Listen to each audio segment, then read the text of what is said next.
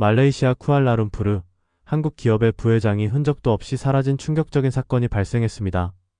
국제 비즈니스의 화려한 이면에 숨겨진 어두운 비밀과 배신의 그림자.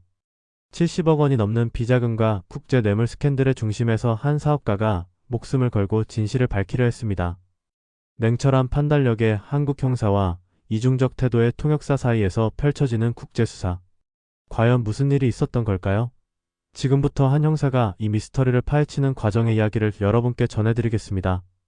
여기서 잠깐 더 많은 이야기와 재미있는 콘텐츠를 놓치지 않으시려면 지금 바로 구독과 알림 설정을 해주세요. 여러분의 관심이 저희 채널에게 큰 힘이 됩니다. 인천국제공항은 항상 그랬듯 분주했다. 최선우 형사는 출국 게이트를 향해 빠른 걸음으로 이동했다. 36살의 그는 지난 10년간 강력계에서 복무하며 수많은 사건을 해결했지만 국제 공조 수사는 이번이 처음이었다. 손목시계를 확인하니 8시 15분을 가리키고 있었다. 비행기 탑승까지 45분이 남았다. 최 형사님, 말레이시아 현지 경찰과 협조 체계는 이미 구축해 놓았습니다. 공항까지 그를 배웅 나온 서울중앙지검 검사가 말했다. 이도현 부회장 실종 사건은 외교적으로도 민감한 사안이니 신중하게 접근해 주십시오. 네, 알겠습니다. 현지 도착 즉시 보고드리겠습니다. 최선우는 고개를 끄덕이며 여권과 탑승권을 꺼냈다. 국제형사사법 공조법에 따라 말레이시아 경찰과 정보 공유는 가능하지만 직접적인 수사권은 제한될 수 있습니다. 주로 자문 역할로 임해주시기 바랍니다. 최선우는 검사의 말에 동의하며 게이트로 향했다. 비행기 안에서 그는 태블릿을 꺼내 사건 파일을 다시 한번 검토했다. 진성유통의 부회장 이도현 53세. 한국 본사의 해외 사업 확장을 위해 3년 전 말레이시아 쿠알라룸푸르에 파견되었고 현지 지사를 성공적으로 정착시킨 인물이었다. 그리고 열흘 전 중요한 사업 미팅을 앞두고 갑자기 연락이 두절되었다. 비행기는 6시간 뒤 쿠알라룸푸르 국제공항에 도착했다. 최선우는 공항 출구에서 그를 기다리고 있는 여성을 발견했다. 나딘리 32살의 말레이시아 교포로 이도현 부회장의 통역사였다. 최 형사님, 환영합니다. 저는 나딘입니다. 그녀는 유창한 한국어로 인사했다. 협조해 주셔서 감사합니다. 현지 상황은 어떻습니까? 최선우는 바로 본론으로 들어갔다. 호텔로 가는 길에 설명드리겠습니다. 차 안에서 나딘은 상황을 설명했다. 도현 부회장님은 열흘 전 오전 11시에 예정된 미팅이 있었습니다. 하지만 나타나지 않았고 전화도 받지 않았어요. 저희가 걱정되어 호텔 방을 확인했는데 짐은 모두 그대로 있었지만 본인은 없었습니다. 마지막으로 목격된 시간은 언제입니까? 전날 저녁 7시경 호텔 레스토랑에서 저녁 식사를 하는 모습이 CCTV에 찍혔습니다. 그 이후로는 나딘의 목소리가 잠시 떨렸다. 아무도 보지 못했습니다. 호텔 CCTV는 확인했습니까? 네, 말레이시아 경찰이 확인했지만 그가 호텔을 나가는 모습은 발견하지 못했습니다. 다만 새벽 2시경에 모자를 쓴 남성이 호텔 후문으로 나가는 모습이 포착되었습니다. 얼굴은 확인할 수 없었지만 체격이 도현 부회장과 비슷했습니다. 납치 가능성은요? 경찰은 그 가능성도 배제하지 않고 있습니다. 하지만 납치 요구나 협박 전화는 없었습니다. 혹시 이도현 부회장이 최근에 위협을 받거나 불안해하는 기색은 없었습니까? 나딘은 잠시 침묵했다. 사실 있었습니다. 한국 본사 사람들과 마찰이 있었어요. 특히 정기석 대표와는. 정기석 대표라면 진성유통의 대표이사 맞습니까? 어떤 마찰이었죠? 말레이시아 사업 확장에 관한 이견이었습니다. 도현 부회장은 동남아시아 전역으로 사업을 확장하고 싶어 했지만 정 대표는 반대했어요. 위험 부담이 크다면서요. 최선우는 노트에 정기석이라는 이름을 적었다. 그 외에 불편한 관계가 있던 사람은요? 제가 알기론 없었습니다. 나딘의 대답이 너무 빨랐다. 호텔에 도착한 후 최선우는 먼저 이도현의 방을 확인했다. 나딘의 말대로 짐은 그대로였다. 옷까지, 노트북, 여권까지. 침대는 누군가 잠을 잤던 흔적이 있었다. 화장실에는 사용한 칫솔과 면도기가 있었다. 이상하군요. 여권까지 두고 갔다면 계획된 실종은 아닌 것 같습니다. 최선우는 방 안을 세심하게 살폈다. 노트북 비밀번호는 아십니까? 죄송합니다만 모릅니다. 업무용 노트북은 회사 정보 보안팀이 관리합니다. 최선우는 노트북을 집어들었다. 본사에 요청해서 비밀번호를 받도록 하겠습니다. 그날 저녁 최선우는 말레이시아 경찰 본부를 방문했다. 담당 경찰관 라만 인스펙터가 그를 맞이했다. 한국에서 오셨군요.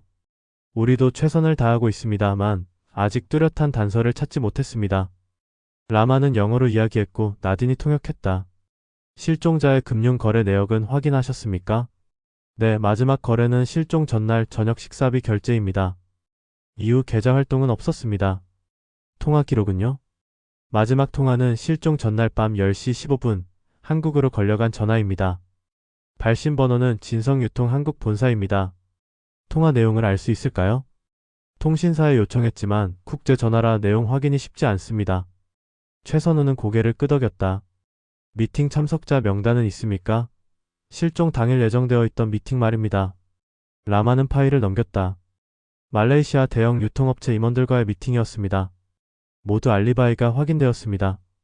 호텔 직원 중 수상한 행동을 보인 사람은요? 전 직원 조사했지만 특이사항은 없었습니다. CCTV 영상을 다시 확인하고 싶습니다. 영상을 확인하던 최선우는 호텔 로비에서 이도현과 대화하는 나딘의 모습을 발견했다. 두 사람은 무언가 심각한 대화를 나누는 듯했다. 이것은 언제 찍힌 영상입니까? 실종 전날 밤 9시경입니다. 나딘 씨, 이 대화 내용이 기억나십니까? 최선우가 나딘을 향해 물었다. 나딘은 화면을 보더니 당황한 기색이 역력했다. 아, 업무 관련 대화였습니다. 다음날 미팅 준비에 관한. 최선우는 나딘의 반응을 주시했다. 그녀는 분명 무언가를 숨기고 있었다. 그렇군요. 호텔 출입 기록도 확인해 봅시다. 그날 밤 최선우는 호텔 방에서 자신이 수집한 정보를 정리했다. 이도현은 분명 계획적으로 사라졌거나 누군가에 의해 납치되었다. 모자를 쓴 남성의 정체, 나딘의 수상한 행동, 한국 본사와의 마찰, 모든 것이 의문투성이었다. 하지만 가장 큰 의문은 왜 아직까지 어떠한 납치 요구도 없는가 하는 점이었다. 만약 이것이 돈을 노린 납치라면 이미 10억 원 이상의 몸값을 요구했을 터였다. 최선우는 창밖으로 쿠알라룸푸르의 밤 풍경을 바라보았다. 저 어딘가에 이도현이 있을 것이다. 살아있을까? 아니면 그는 그 생각을 떨쳐내려 했다. 내일은 진성유통 말레이시아 지사를 방문하기로 했다. 그곳에서 더 많은 정보를 얻을 수 있을 것이다. 실종된 것은 한 사람이었지만 최선우는 직감적으로 느꼈다. 이 사건의 표면 아래에는 훨씬 더 복잡한 무언가가 숨겨져 있다는 것을. 그리고 나딘 리는 그 복잡한 퍼즐의 중요한 조각을 쥐고 있는 것 같았다. 다음날 아침 6시 최선우는 일찍 일어나 호텔 주변을 살폈다. 새벽에 쿠알라룸푸르는 이미 활기찼다. 무슬림들의 기도 소리가 멀리서 들려왔고 오토바이 소리가 거리를 채웠다. 도시는 살아 숨쉬고 있었지만 이도현의 흔적은 찾을 수 없었다. 오전 9시 최선우는 진성유통 말레이시아 지사에 도착했다. 고층 빌딩 14층에 위치한 사무실은 생각보다 컸다. 직원들은 모두 분주히 일하고 있었지만 그들의 얼굴에서 불안감이 읽혔다. 여기가 이도현 부회장님의 사무실입니다. 나딘이 최선우를 안내했다. 넓은 창문으로 쿠알라룸푸르의 스카이라인이 보이는 코너 오피스였다. 누가 임시로 업무를 대행하고 있습니까? 최선우가 물었다.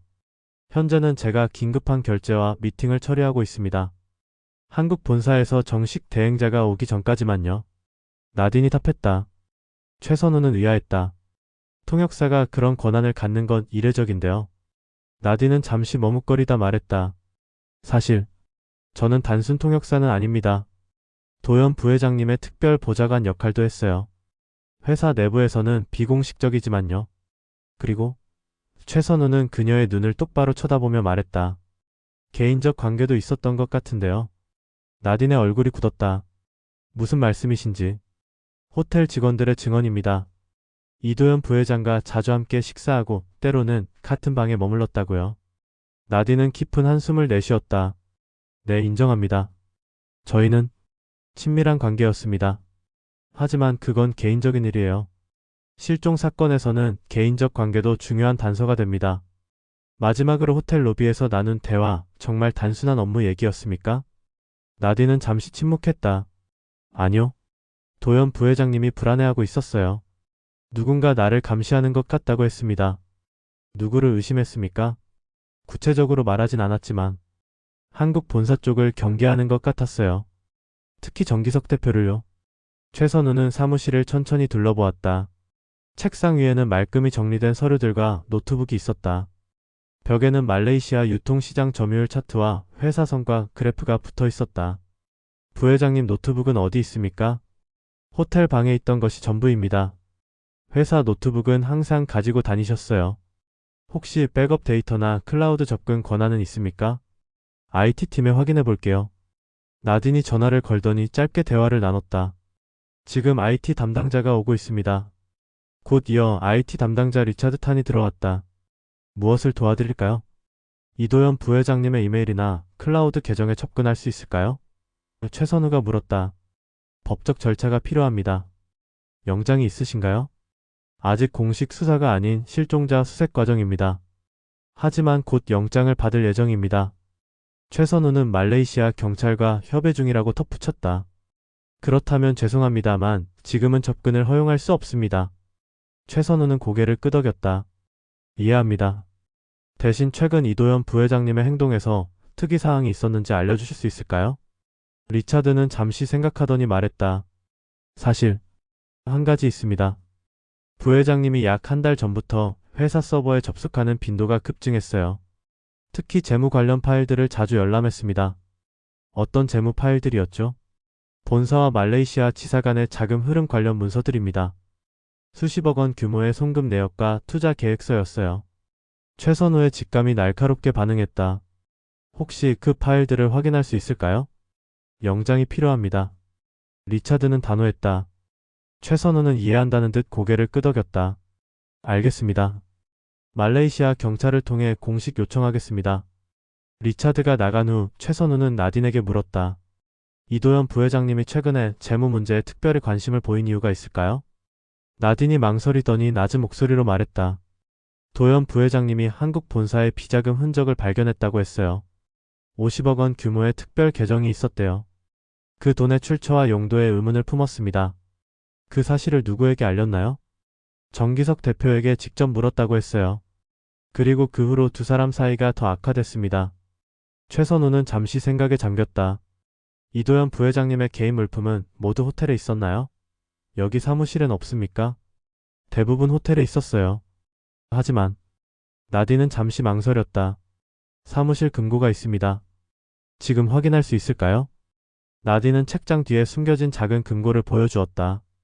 비밀번호는 모릅니다. 회사 보안팀에 문의해봅시다. 보안팀은 법적 절차 없이는 금고를 열 수 없다고 했다.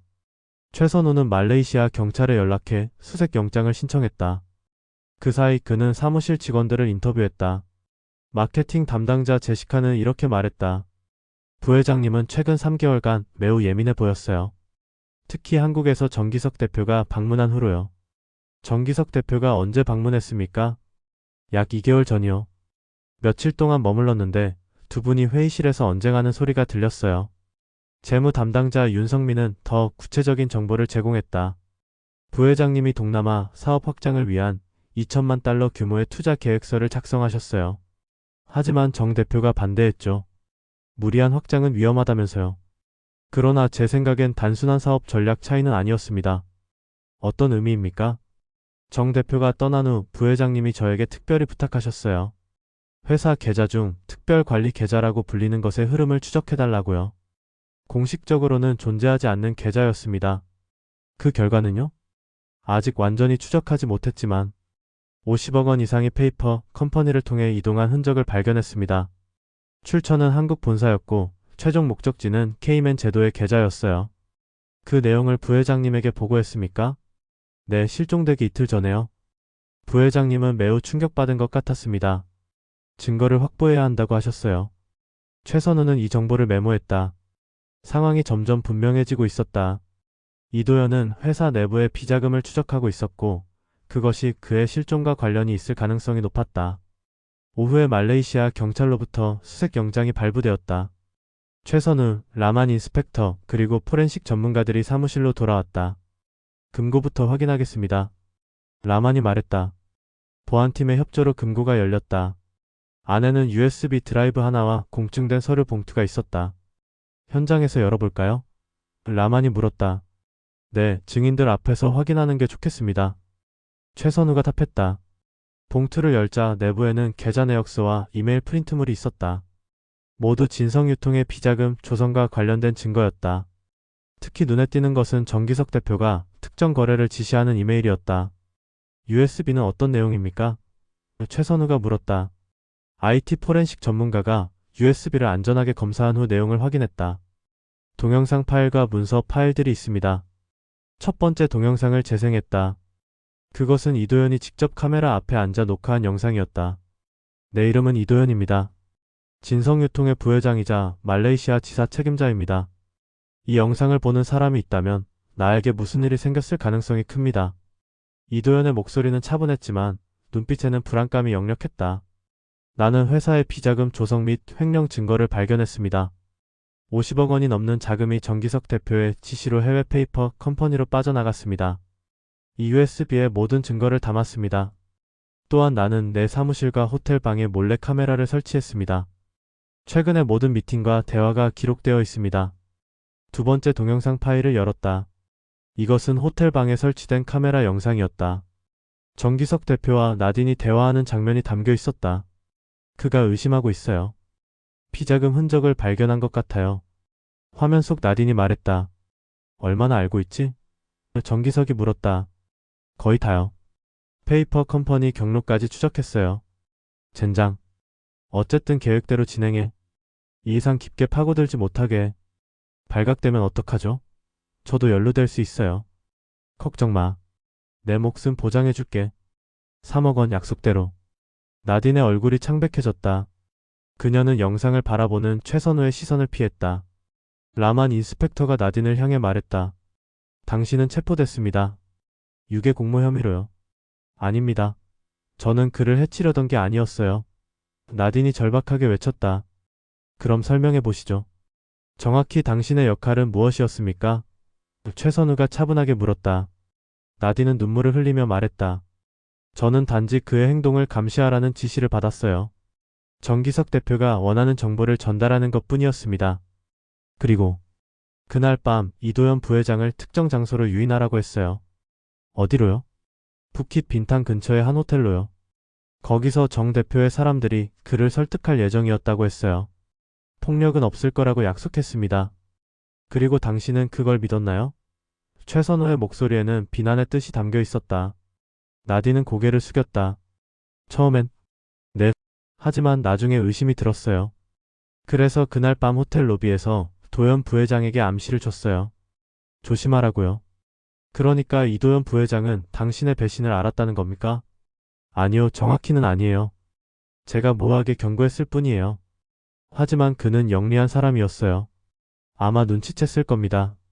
라만 인스펙터는 나딘에게 권리를 고지하고 체포했다. 그녀는 말레이시아 경찰서로 호송되었다. 이제 의문점들이 하나씩 해결되고 있었다. 이도현은 회사의 비자금 조성 증거를 발견했고 정기석 대표는 그를 침묵시키기 위해 계획을 세웠다. 나딘은 그 계획의 일부였다. 최선우는 남은 USB 파일들을 분석했다. 추가 증거들이 발견되었다. 진성유통의 비자금은 단순한 탈세를 넘어 정치인 뇌물, 경쟁사 매수 등 다양한 불법 행위에 사용되었다. 하지만 가장 중요한 질문은 여전히 남아있었다. 이도현은 어디에 있는가? 살아있는가? 최선우는 라만 인스펙터에게 말했다. 정기석 대표를 즉시 수배해야 합니다. 그리고 나딘이 언급한 푸킷 빈탄 근처 호텔을 수색해야 합니다. 인터폴의 적색 수배를 요청하겠습니다. 라만이 답했다. 정기석은 아직 한국에 있을 가능성이 높습니다. 나딘에게서 더 많은 정보를 얻어야 합니다. 정확히 어떤 호텔인지, 정기석 대표의 사람들이 누구인지요. 그날 밤 최선우는 호텔 방에서 수집한 모든 증거를 검토했다. 정황상 이도현은 나딘의 모호한 경고를 눈치채고 계획된 함정을 피한 것 같았다. 그는 모자를 쓰고 호텔 후문으로 탈출했을 가능성이 높았다. 하지만 그 후로 열흘간 아무런 연락이 없었다는 것은 여전히 불안한 신호였다. 최선우는 한국 검찰에 연락해 상황을 보고했다. 정기석 대표에 대한 체포영장이 발부되었고 진성유통 본사에 대한 압수수색이 진행 중이었다. 정 대표 체포를 위한 검찰 수사관들이 그의 자택에 도착했지만 이미 출국한 상태였습니다. 검사의 목소리가 전화기 너머로 들려왔다. 어디로 출국했습니까? 홍콩행 비행기를 탄 것으로 확인됐습니다.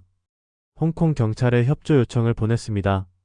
최선우는 이번에도 늦었다는 생각에 좌절감을 느꼈다. 하지만 포기할 수는 없었다. 이도현의 생존 가능성은 여전히 남아 있었고 정기석의 범죄 행각은 반드시 밝혀내야 했다. 창문 너머로 쿠알라룸푸르의 밤이 깊어가고 있었다.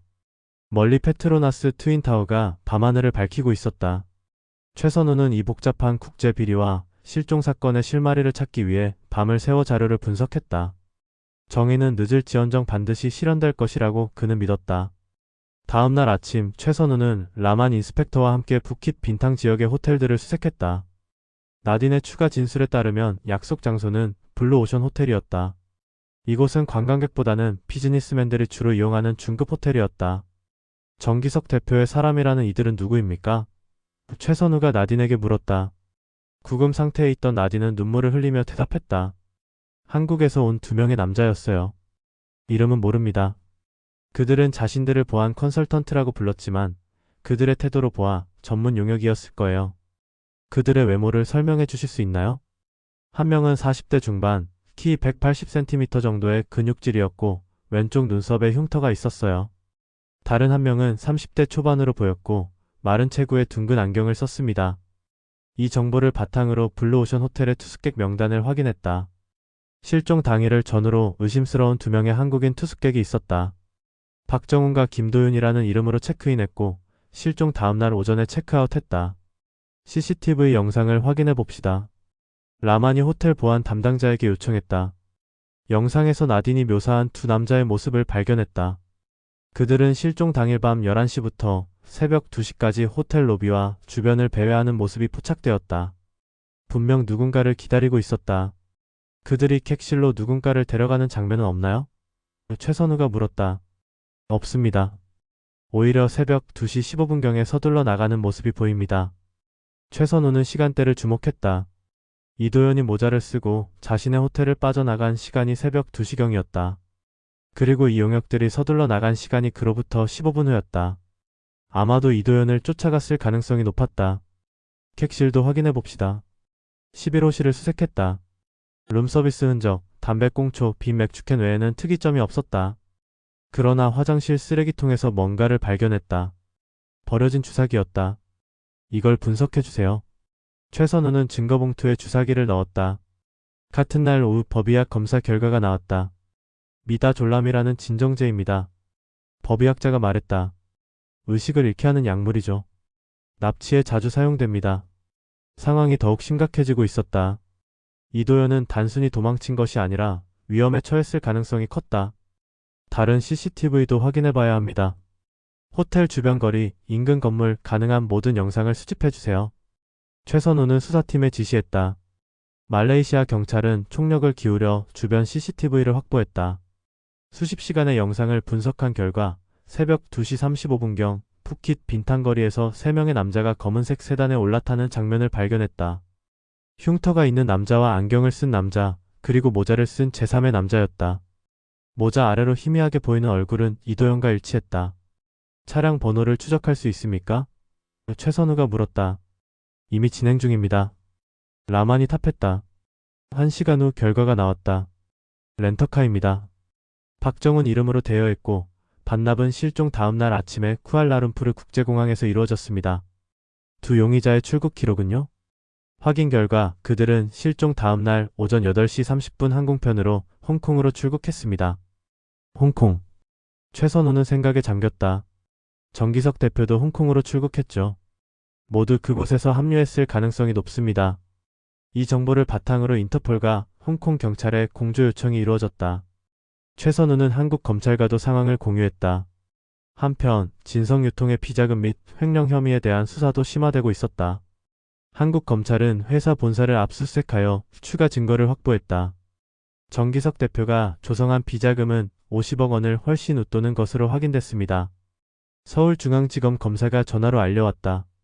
특히 동남아시아 사업 확장을 위한 뇌물 공여 정황이 포착됐습니다. 이것이 이도현 부회장과의 갈등 원인이었을 가능성이 높습니다. 이도현 부회장은 그 사실을 알고 폭로하려 했던 겁니까? 그런 것 같습니다. 그의 개인 노트북을 분석한 결과 비자금 흐름을 상세히 추적한 문서와 이를 검찰에 고발하기 위한 초안이 발견됐습니다. 혐의는 점점 명확해졌다. 정기석 대표는 업무상 횡령 등의 혐의로 기소될 상황이었다. 또한 이도현 부회장에 대한 납치 및 감금 혐의도 추가될 예정이었다. 그러나 가장 중요한 문제는 여전히 해결되지 않았다. 이도현의 생사와 현재 위치였다. 홍콩 경찰의 수사 결과 정기석과 두 용의자는 홍콩에서 만난 후 함께 마카오로 이동한 것으로 확인되었다. 그들의 행적을 추적하던 중 놀라운 단서가 발견되었다. 마카오의 한 카지노 CCTV에 세 사람의 모습이 포착된 것이다. 그러나 이도현은 함께 있지 않았다. 그들이 이도현을 어디에 숨겼을까요? 최선우는 고민했다. 나딘을 다시 신문하기로 했다. 그녀는 이미 협조적인 태도를 보이고 있었다. 정기석 대표가 말레이시아 내의 은신처나 안전가옥 같은 곳을 언급한 적이 있나요? 나딘은 잠시 생각하더니 대답했다.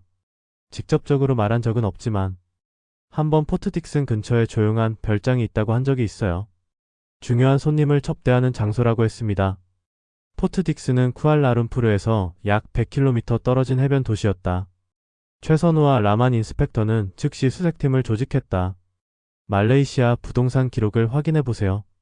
정기석이나 진성유통 명의로 된 부동산이 있는지요? 최선우가 요청했다. 수시간의 조사 끝에 포트 딕슨 해변가에 위치한 별장을 발견했다. 명의는 블루오션 인베스트먼트라는 회사였는데 이는 진성유통의 페이퍼 컴퍼니 중 하나였다. 다음날 새벽 말레이시아 특수부대와 함께 별장을 급습했다. 건물은 외딴 곳에 있었고 높은 담장으로 둘러싸여 있었다. 보안 카메라와 경비원도 있었다. 말레이시아 경찰이다. 문을 열어라.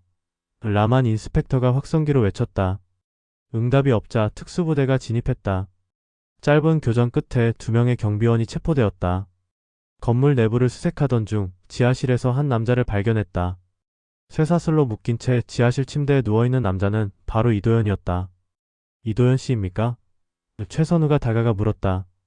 남자는 탈진한 상태였지만 의식은 있었다. 네, 당신은? 대한민국 경찰청 최선우 형사입니다. 괜찮으십니까? 이도현은 힘겹게 고개를 끄덕였다. 물 좀 주세요. 의료팀이 즉시 응급처치를 시작했다. 이도현은 탈수 상태였고 몸에는 구타 흔적이 있었다. 그러나 생명에는 지장이 없었다. 병원으로 이송된 이도현은 다음날 진술이 가능할 정도로 회복되었다. 무슨 일이 있었는지 말씀해 주실 수 있으십니까? 최선우가 병실에서 조심스럽게 물었다. 이도현은 힘없는 목소리로 이야기를 시작했다. 그날 밤, 나딘이 로비에서 이상한 말을 했어요. 오늘 밤에는 호텔에 머무르지 않는 게 좋겠다고요. 그녀의 눈빛이 달랐습니다. 뭔가 위험이 있다는 걸 암시하는 것 같았어요. 그래서 호텔을 빠져나가셨군요. 네, 직감적으로 누군가 나를 노리고 있다고 느꼈습니다.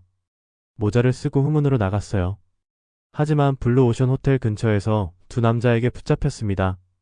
저항하려 했지만 이도현은 잠시 말을 멈추고 깊은 숨을 내쉬었다. 주사를 놓더군요. 그 후로는 기억이 흐릿합니다. 깨어났을 때는 어디였습니까? 처음에는 모텔 같은 곳이었어요. 거기서 하루 정도 있었고 그 다음날 포트 딕슨의 별장으로 옮겨졌습니다.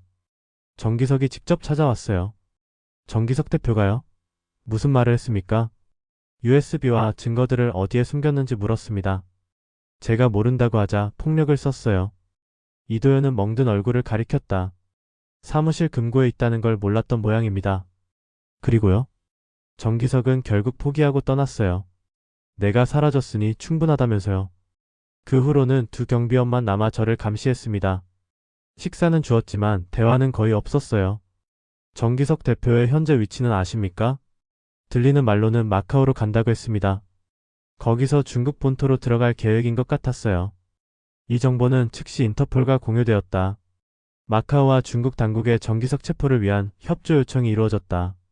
최선우는 이도현에게 마지막 질문을 던졌다. 비자금과 관련해 더 알고 계신 내용이 있습니까? 이도현은 고개를 끄덕였다. 정기석은 단순히 개인 착복을 위해 비자금을 조성한 게 아닙니다.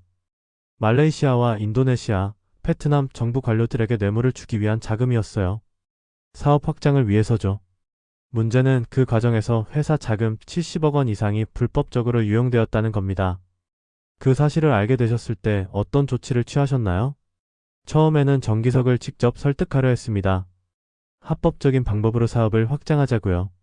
하지만 그는 이미 늦었다며 저를 협박했어요. 그래서 증거를 수집하기 시작했습니다. 검찰에 고발하기 위해서요.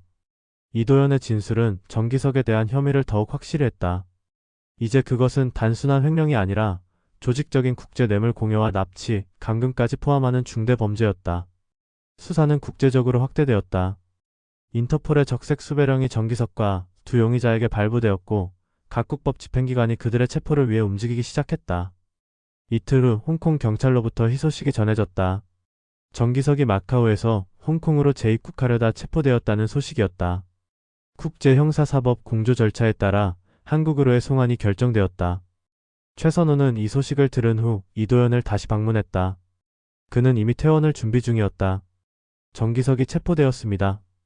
최선우가 알렸다. 이도현의 얼굴에 안도의 표정이 번졌다. 다행입니다. 정의가 실현되는군요. 귀국 준비는 되셨습니까? 네, 모든 증거가 확보되었으니 이제 한국에서 법적 절차를 진행할 겁니다. 이도현은 잠시 망설이더니 물었다. 나디는 어떻게 되나요? 최선우는 그 질문에 이도현의 복잡한 감정을 읽을 수 있었다. 그녀는 협조적인 태도를 보이고 있습니다. 가담 정도에 따라 처벌이 결정될 겁니다. 이도현은 깊은 한숨을 내쉬었다. 그녀가 저를 배신했지만 마지막에는 간접적으로 경고를 주었어요. 덕분에 목숨을 건질 수 있었습니다. 인간관계는 복잡합니다. 최선우가 말했다. 때로는 가장 가까운 사람이 우리를 배신하기도 하고 때로는 예상치 못한 곳에서 도움의 손길이 오기도 하죠. 이도현은 창밖을 바라보며 생각에 잠겼다. 이번 일로 많은 것을 깨달았습니다. 진정한 파트너십이 무엇인지, 신뢰의 중요성이 무엇인지요.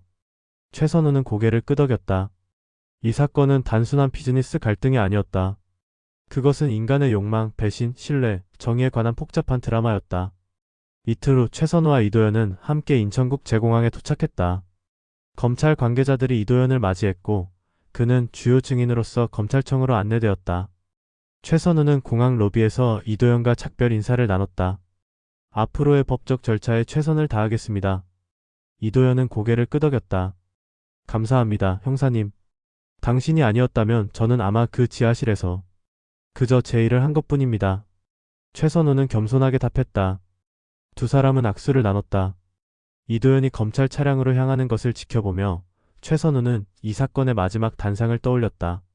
사라진 것은 한 사람이었지만 진짜 실종된 것은 인간성과 윤리 그리고 신뢰였다. 70억 원이라는 금액 앞에서 오랜 파트너십이 무너졌고 그 속에서 권력과 탐욕의 민낯이 드러났다. 하지만 동시에 정의를 향한 인간의 의지도 확인할 수 있었다. 최선우는 하늘을 올려다보았다. 구름 한 점 없는 맑은 하늘이었다. 사건은 끝났지만 정의의 여정은 이제 막 시작되고 있었다. 정기석의 체포 소식은 한국 언론을 통해 대대적으로 보도되었다. 진성유통 대표, 해외 뇌물 공여 및 납치 혐의로 구속이라는 헤드라인이 주요 일간지의 첫 페이지를 장식했다. 최선우는 서울중앙지검에서 열린 수사 결과 브리핑에 참석했다. 진성유통 정기석 대표이사는 해외 사업 확장을 위해 70억 원 이상의 회사 자금을 유용하여 비자금을 조성하고 이를 동남아시아 각국 공무원들에게 뇌물로 제공한 혐의를 받고 있습니다. 주임 검사가 설명했다. 또한 이러한 비리를 폭로하려 한 이도현 부회장을 납치, 감금한 혐의도 있습니다.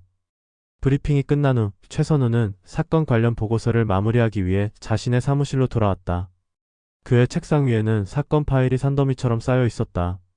진술조서, 증거사진, 금융거래 내역, 통화기록. 이 모든 것이 하나의 그림을 완성하고 있었다.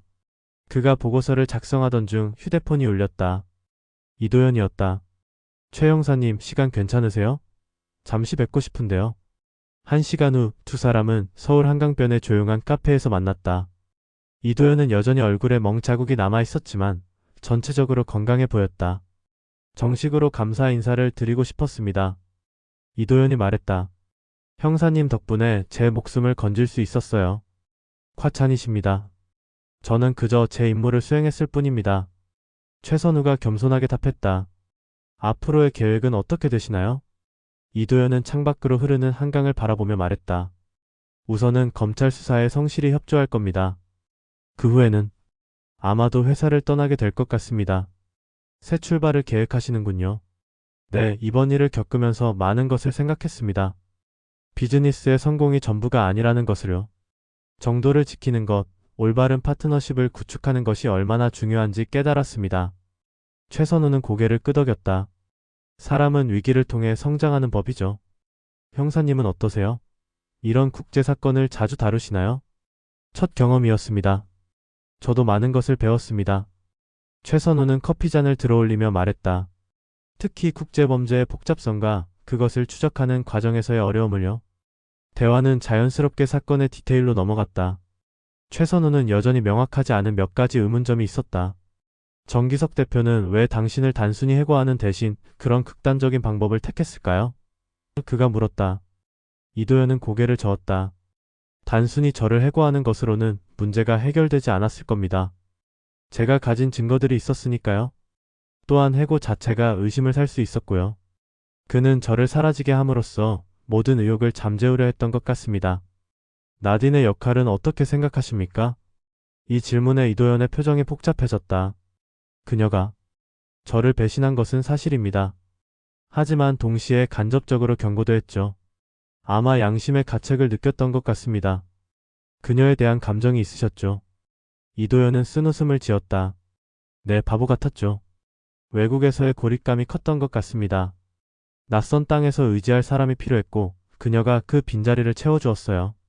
하지만 그것이 진짜 감정이었는지 아니면 그저 상황이 만들어낸 착각이었는지는 지금도 확신할 수 없습니다. 최선우는 공감의 눈빛을 보냈다. 인간관계는 복잡합니다. 특히 국제적인 환경에서는 더욱 그렇죠. 두 사람의 대화는 깊어졌다. 이도현은 말레이시아에서의 3년간의 생활, 현지 문화와의 충돌, 한국 본사와의 갈등 등 자신의 경험을 털어놓았다. 그것은 단순한 비즈니스 이야기가 아니라 한 인간이 낯선 환경에서 겪는 고독과 도전에 관한 이야기였다. 해외 사업을 확장하면서 가장 어려웠던 점은 무엇이었습니까? 최선우가 물었다. 신뢰할 수 있는 파트너를 찾는 일이었습니다. 이도현이 대답했다. 비즈니스는 결국 사람과 사람 사이의 관계거든요. 서로 다른 문화와 가치관을 가진 사람들 사이에서 진정한 파트너십을 구축하는 것, 그것이 가장 큰 도전이었습니다. 그리고 그 과정에서 정기석 대표는 지름길을 택했군요. 뇌물과 불법으로요. 네, 그는 이것이 현지 비즈니스의 현실이라고 주장했습니다. 하지만 저는 그런 방식이 장기적으로는 회사를 파멸로 이끈다고 생각했어요. 불법적인 토대 위에 세워진 사업은 결국 무너지기 마련이니까요. 법과 윤리를 지키면서도 성공할 수 있다고 보십니까? 이도현은 확신에 찬 눈빛으로 대답했다. 반드시 그렇습니다. 어렵고 시간이 더 걸릴 수는 있지만 정도를 걷는 것이 결국 가장 안전하고 지속 가능한 길입니다. 그들의 대화는 3시간 가까이 이어졌다. 해가 저물고 한강 위로 도시의 불빛이 반사되기 시작했다. 최선우는 이도현에게서 단순한 피해자가 아닌 자신의 원칙을 지키기 위해 싸운 용기 있는 내부 고발자의 모습을 보았다. 이번 주 목요일에 정기석 대표의 첫 재판이 있습니다. 최선우가 말했다. 주요 증인으로 출석하셔야 할 겁니다. 준비되어 있습니다. 이도현이 단호하게 답했다. 모든 진실이 밝혀질 수 있도록 최선을 다하겠습니다. 헤어지기 전 이도현은 주머니에서 작은 봉투를 꺼내 최선우에게 건넸다. 작은 감사의 표시입니다. 최선우가 봉투를 열자 말레이시아 전통 공예품인 작은 나무 조각상이 들어있었다. 정의의 수호자라는 의미를 가진 말레이어 문구가 새겨져 있었다. 말레이시아에서 가장 존경받는 상징 중 하나입니다. 이도현이 설명했다. 정의를 위해 싸우는 이들을 기리는 의미가 담겨 있죠. 최선우는 그 선물에 깊은 감동을 받았다. 소중히 간직하겠습니다. 두 사람은 따뜻한 악수로 작별 인사를 나눴다. 이도현은 택시를 타고 사라졌고 최선우는 한강변을 천천히 걸으며 생각에 잠겼다. 다음날 아침 최선우는 서울중앙지검에서 열린 수사협의회에 참석했다. 정기석과 공범들에 대한 기소 내용이 논의되고 있었다.